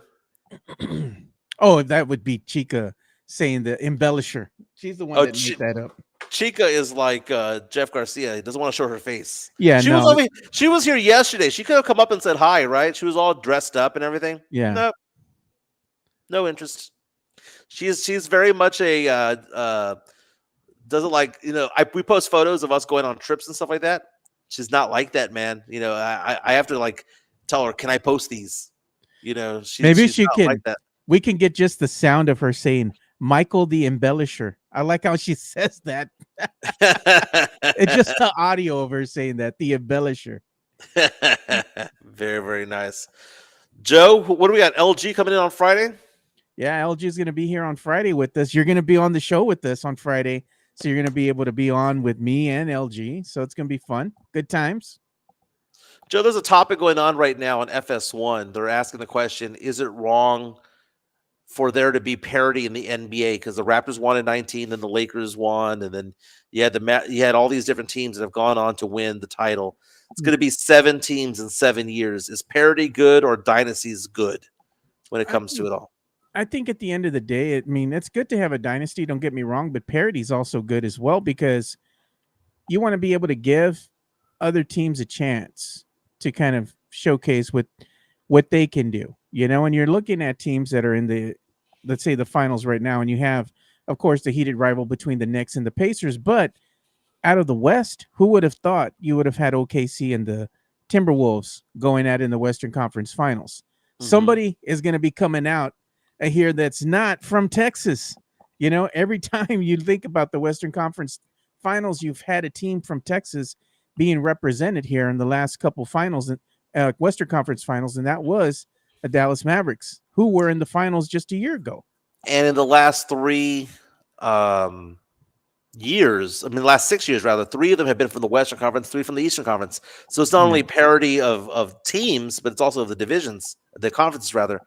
They're showing the odds right now. OKC is minus 700 to advance into the second round. Vegas is pulling hard right now for OKC. OKC with a big win yesterday, just destroying the T-Wolves yesterday by 26 points. Yeah. Tonight we have Go ahead. I would say tonight we have the game between Knicks and Pacers. Our predictions, I'm going to say Pacers take game 1. They're going to go, and you're going to get a hyped up Knicks crowd. I think the Knicks are going to go up and be up at halftime or be up strong by the first quarter, up 8-10 points. I think the Knicks the Pacers are going to slowly chip away at that and take control in the fourth. Yeah, the other thing too is that I had a friend of the show here, Brian Kolbrowski, and he's a writer here for USA Today.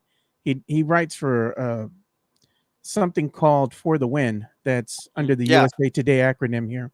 Mm-hmm. And he did a piece there because he was one of the few that was able to go ahead and interview Jeremy Sohan when he was over in the Philippines, right, in Manila.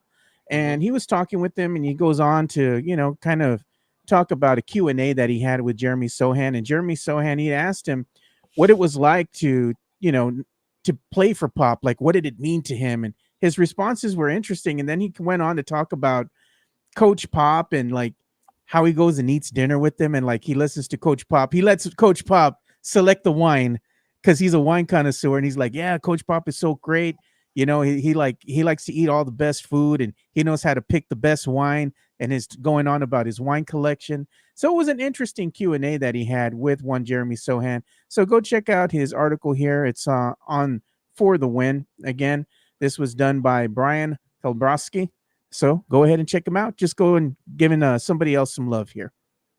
Do you know who we haven't given love to, Joe? Who? UTSA baseball. Have you seen their record? I haven't seen the record, but I remember the field, Mike. Joe, they're in first place in the American Athletic Conference. The baseball team has a record of 43-11 and just swept Rice in a 3-game set. 43-11, 23-4 in conference play. They've won 4 in a row, 17-9 on the road, 25-2 at that crappy field at UTSA. Joe, this is a team that's probably going to make the College World Series in the tournament. We're going to be rooting for UTSA. I got to, because my money goes there because of my daughter. My daughter's almost done graduating from UTSA. She'll be graduating, I think, in October of this year here. So I'm happy about that. My money will no longer be going to UTSA. It might be going to Cal State, because I think my son is telling me that he wants to go to California Tech. I'm like, oh, God, man. It's expensive, man. College is expensive, bro. What I got to do, Mike? I got to make more money. Got to make more money, dude. The next game that they play is going to be at Tulane, which I believe is in New Orleans, if I'm not mistaken. Taking on the 5th-ranked Tulane baseball team over there. They can't be 5th-ranked. Tulane's, let me see here. Tulane's a good team, dude. Good team. Are we going to have to go see UTSA baseball? We're going to have to go see a game support? I think so, dude. I mean, that's a hefty record right there, man. Hey, man, maybe some good times, have some beers, do some day drinking. As Alex says, shout out to Pat Hallmark and the Roadrunner baseball team. First time the program has ever recorded a 40-win season. Jeez, that's pretty good, man. Congratulations. Shout out to UTSA baseball, should I say. We got to go ahead and support, man. We got to talk about them a little bit more. But another thing that one of our listeners has given us here is a new topic to discuss, and that's going to be Stop the cap. How about Cowboys. How about them Cowboys? Thank you to to Elias. He's saying that this is by ML football, and he says news quarterback Dak Prescott says his nickname in the locker room is Unk. Mhm. I think that's pretty funny because he's probably older than a lot of the other players on the team now. So that's the new nickname that Dak Prescott's going to be rolling with now. Unk. That's funny, dude. Hey, shout out to my daughter Ava Jimenez. She just walked the stage to get her award Nice. at Luna Middle School. I asked her if she wanted me to go out there for it. She goes, "Nah, Dad, it's just gonna be for a few seconds. I don't want you to come out here." So I was like, "Okay." Just a few seconds. But she's gonna be spending a month and a half with us here in Conroe. Chica and I are looking at houses right now in Helotes. We've been looking at 6 or 7 houses out there, so hopefully make some sort of decision this summer as to what we're going to be doing. It'd be nice to head back to Helotes, dude, to be honest with you. Yeah, hey, you can go to the nice. Carnival, the Helotes Carnival. I showed her photos of Carnival. She was not impressed, but I did tell her it was a good time. So I like it over there. She was not impressed. And she could it takes a lot to impress her, man. I like that about her. She's like, look, it's a festival. It looks like a lot of fun. I've seen better. You've taken her to Jamaica, and what else did the other one? Barbados. That's what she wants, She wants to go out and have fun. So I was telling her that song Kokomo, Bermuda, Bahama. Ooh, I want to take it to Aruba, Bahama. I don't know the phrase. Key Largo, Montego. Baby, why don't we go? Anyway, there's all of those places that they talk about. There's those places Kokomo, but we've gone to more than half of them in the last 6 months. Yeah. So we want to get down the other half. We're going to be going back to Miami next month. By the way, Joe, we didn't talk about your boy Bill Belichick. Oh, dirty old Bill. Oh God, man. Let me go ahead and get the information from him. So Bill Belichick, it's been reported that him and his not his longtime, but his girlfriend are now reportedly getting engaged. And I'm going to show you the picture here. This is being reported by the New York Post, by the way. Bill Belichick further fuels the Jordan Hudson engagement rumors here. There's been a lot of chatter, dude, lately about Bill Belichick and his girlfriend getting engaged. I mean, look at the disparity as far as the age goes. He's up there in age, and she's only like 20 something. At the end of the day, this is like a train wreck waiting to happen, because you already know what's going to happen. More than likely, she's going to come out with some kind of tell-all book and just, basically ruin the image of one dirty old Bill, because you're going to hear a lot of things that you don't want to know, and of course, it's going to be a hot mess, dude. Maybe, just maybe, Bill Belichick is happy with this girl. Dude, this girl is so controlling, man. How can everyone say that she's controlling? She forced her way into the Super Bowl commercial. She's been banned from the facilities there at UNC. All that. They said that she wasn't banned. They said that she was welcome at any time. Fact of the matter is that when the season starts, when summer practices start, he's going to have to focus on work. And if you're going to be good at that job, you're going to have to work 70, 80 hours a week, right? Yeah. Which is probably not what somebody 70 years old should be doing. Was he 72? That's what Jonathan C. saying why I call him Dirty Bill. He's 70-something years old out here messing with the 20-something-year-old like Bill. He's cochino because he violated the 7+7 rule. There you go. Mario Cavazos, Blue Chew at his finest. I bet you's got that in bulk, Injected it into his veins, baby. Yeah. I mean, it is dirty, dude. I mean, to be 72 years old, to be with someone who's 24. That's like a granddaughter, dirty. Dude. That's a granddaughter, come on. It is dirty. And they're like, well, they're consenting adults. All that. Shut the fuck up. It's dirty. It's cochino. 7+ rule was violated, dude. And if you don't know what the 7+ rule is, you are cochino and just, you are cochino if you're with somebody who's less than the age of half yours plus 7, right? So I am 48, right? I'm 48. If I was single again, which I hope not to be, but if I ever was, Half of that's 24 plus 7 is 31, which means I should not be with anybody younger than 32. Yeah, look at that. He is 72 years old. He should not be with anybody younger than 43. Look, Sam Salinas says, girl was in diapers when Bill won his first Super Bowl ring. Disgusting. He was 48 when she was born, Joe. Speaking of which, I found this funny, Joe. I had friends of mine who were texting me today from high school. Good friends from back in the day, and we're still good friends now. They're all telling me that, hey, we have these high school graduation parties that are coming up, right? You know, one for this date, for this one, for this date, for this date. And they're all like, I have all these friends from high school telling me that their kids are all graduating high school this year. And I was like, dude, like, were all my friends and me getting hooked up, getting laid in 2006? Is that what was happening? Because everyone conceived that year, man. 2006, giving birth in 07 to have a 2025 graduate. I found it to be funny. Jeez, man. There's all sorts of weird news. Anna Nicole Smith did better. She got old boy died. That's what happened, man. Broke old boy a piece off. He freaking died. And dude, he never even got some, dude. He's too old to. Hey, what did he do? Just fall asleep on her? I mean, Viagra. He gave her like 3 pumps and done. I don't even that, man. I don't even think that. Dude, Tom Cruise is on the Pat McAfee show right now. Huh. And you know, Tom Cruise is going to be here in San Antonio. I believe it's tomorrow. Tomorrow or Friday, because he's going to be coming ahead here to talk about or to kind of promote the film Rogue Nation, or not Rogue Nation. What's it called? I forgot the name of that new Mission Impossible. Final Reckoning 2 that's coming out this Friday. And I know they're going to have, and they've already said the screening is going to take place at the AMC Theater downtown in San Antonio at the Riverwalk. It's an old ass theater, dude. Yeah. So Tom Cruise is going to probably more than likely make the trek out there, make an appearance, say hi to the fan base, maybe answer a question or two. You know, he's just promoting the film ahead of its release. This is the first time I've seen Tom Cruise where he looks old.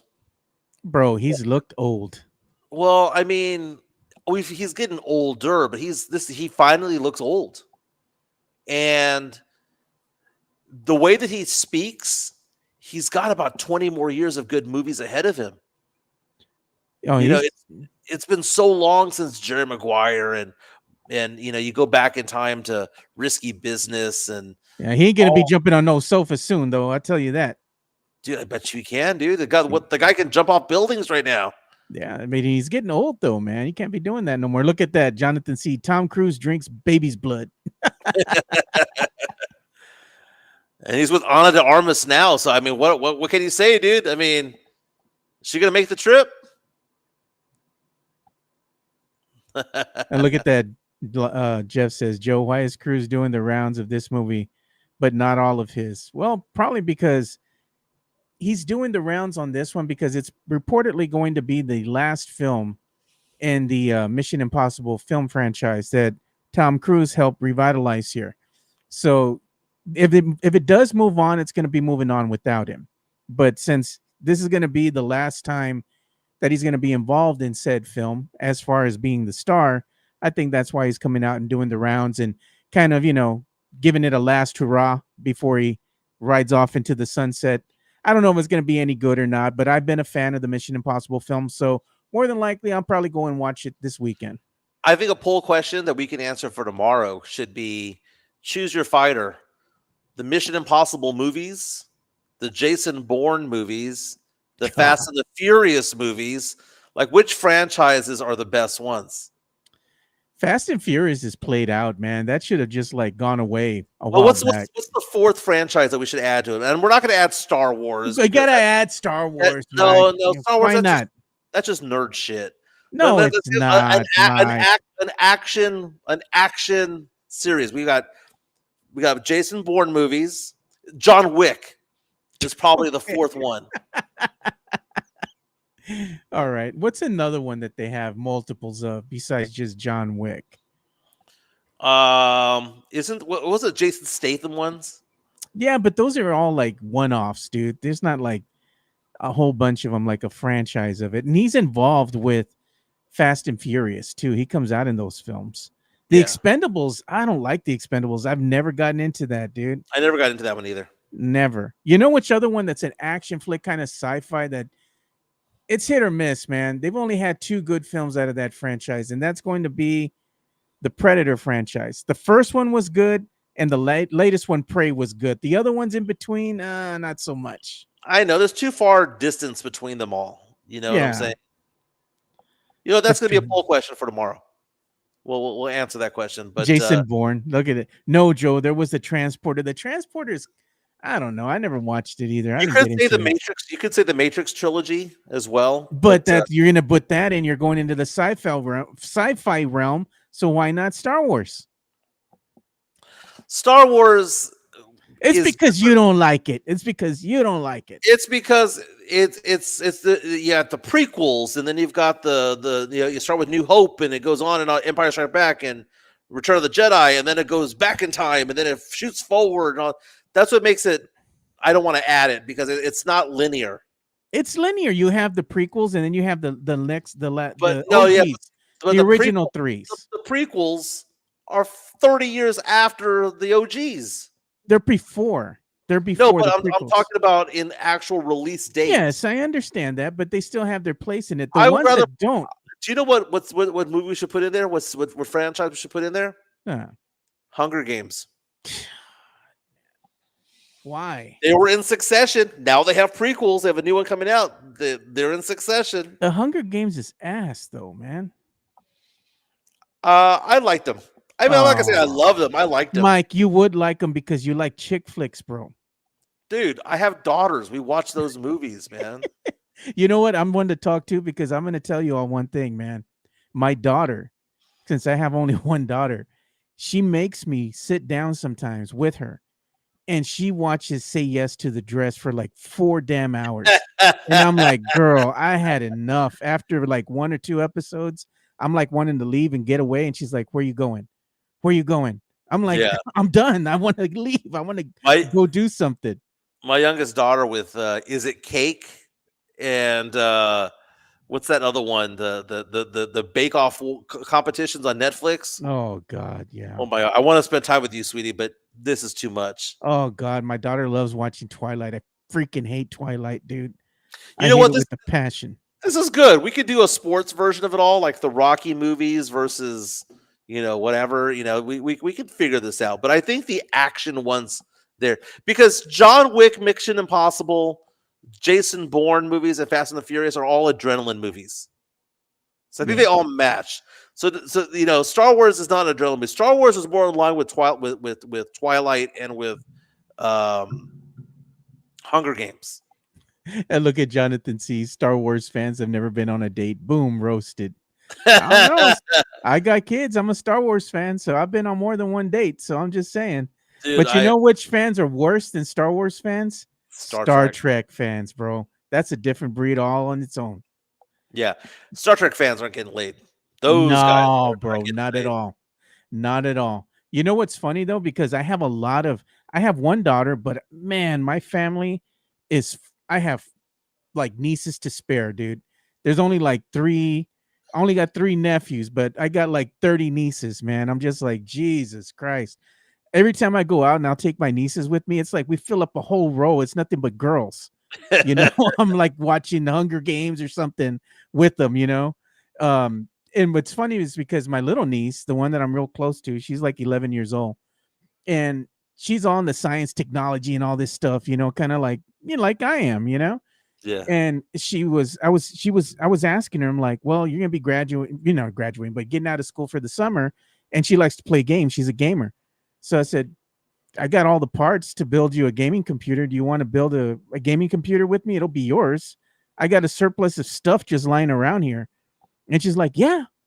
So it's like, okay, so me and my niece are going to wind up building her. I'm going to build together. We're going to build her a gaming computer because that's awesome. She's like nerdy like that. She likes to build stuff and all that. So there you go. Something that she's going to have. Stuff like that. There's not a lot of girls or women who are in that realm. But real fast, as we take off, one last comment to talk about High Man saying Juan Thick instead of John Wick. Juan Thick takes place on the west side of San Antonio. Oh, Juan Thick. So you know what? So we'll call you Juan Thick, Joe, and I'll be Juan McEnroe. What was that other one? Obi-Wan. Obi-Wan. Yeah. What does it say? Star Wars fans rather sleep with Jar Jar Binks than Princess Leia. Oh God. You know who else is a Star Wars fan, an avid Star Wars fan? El Who's that? Jefe, Jeff Garcia. I don't get it, Joe. Just I don't bring up the latest movies, like the ones of Force Awakens crap. That's nonsense, dude. That was pure garbage. I Pure don't garbage. I don't understand the fantasy realm of pew pew pew pew pew pew pew. Well, you Like, should. I mean, I am because your father. you know who else likes the fantasy, the anime, and all that? Your daughter. She likes anime, but she doesn't like Anime. Star Wars. No, but I'm saying like animes, it devils into like the fantasy realm with the storylines and whatnot. You know? Yeah. Yeah. I don't know, man. I couldn't get into any of that stuff. Transformers, GoBots, all that crap. I just like, You know what? I was too busy watching sports. I was a snob when I was a little boy, man. I hated GoBots with the passion. I'm like, we always played with Transformers, right? So you had the one kid that would always come up, and he had GoBots, and I was like, ugh.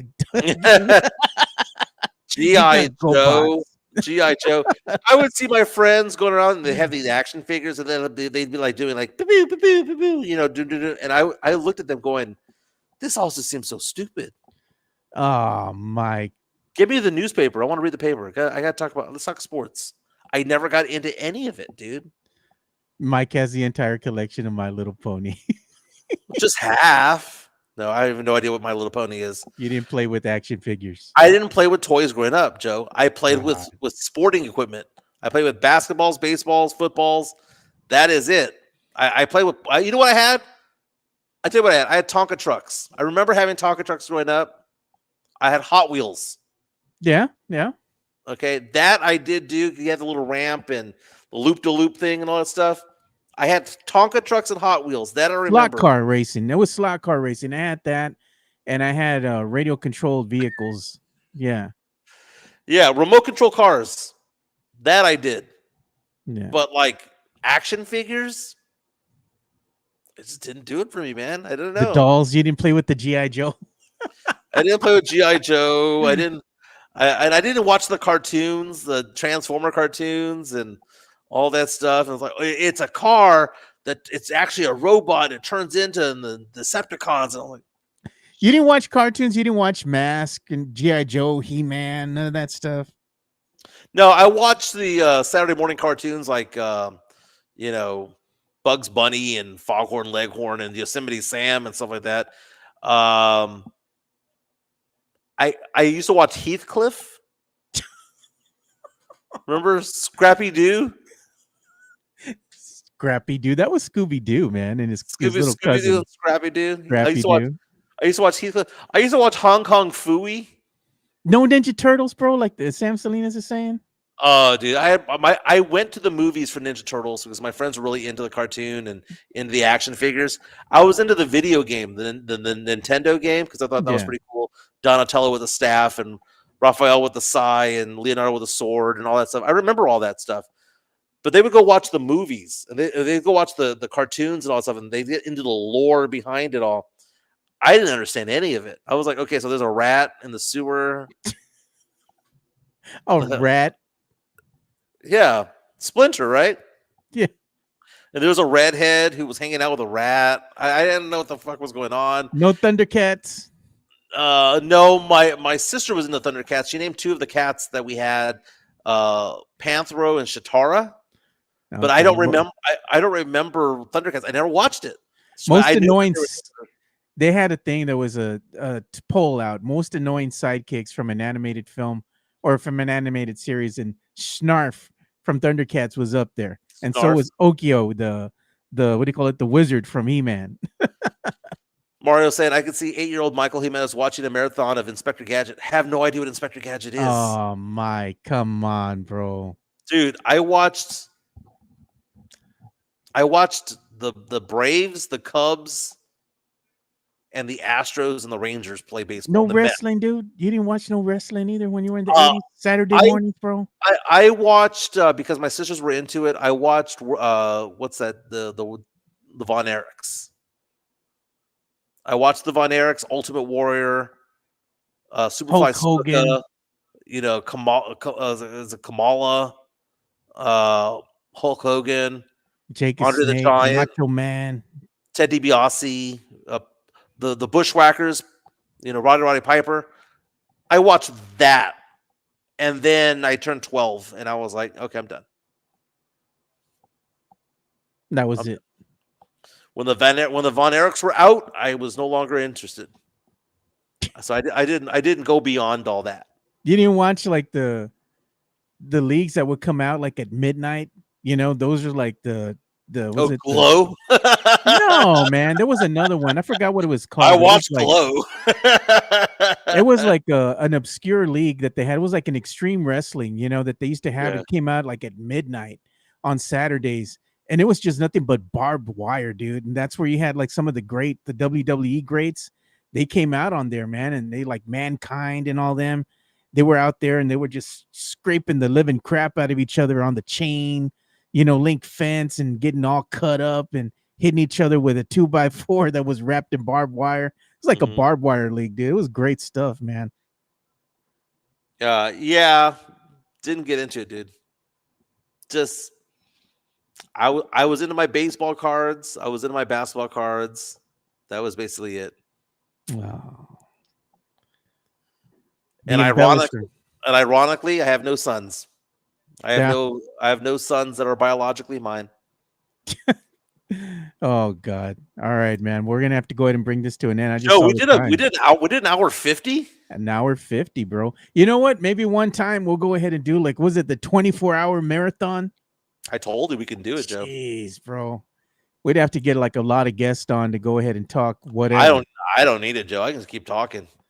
Oh, I know that, but it gets stagnant. You need guests to keep things fresh. Yeah. Very nice. All right, Joe, let's make this tonight. Knicks, Pacers. I'm gonna say Pacers by 6. All right. What do you got? I got Pacers in 6 as well. I got the Pacers besting the Knicks. I think I got the them in Pacers are 6. just a better team. I got them in 6 and tonight winning by 6. Okay. I'll go ahead and I'll take that. I think the Knicks are going to win. I'm not the Knicks. I think the Pacers will win the first game. Yeah, I got the Pacers tonight by 6. Very nice. Yeah. Sam Selena says, wait before you sign off. Shout out to Tottenham Hotspur in the Lesser League, Europa League final today. Come on, you Spurs. Have no idea what any of that means. No, it's soccer. Part of my bucket list is to go to a really big soccer match one day, just to say that I've gone. I don't care if it's in Europe or if it's in Mexico or South America. One day I'll make that happen just to say that I go. Okay. SAFC don't count. It's fun, but it don't count. Yeah, I got you. We'll be back tomorrow, fellas. We're out. Peace. Go Pacers. Spurs and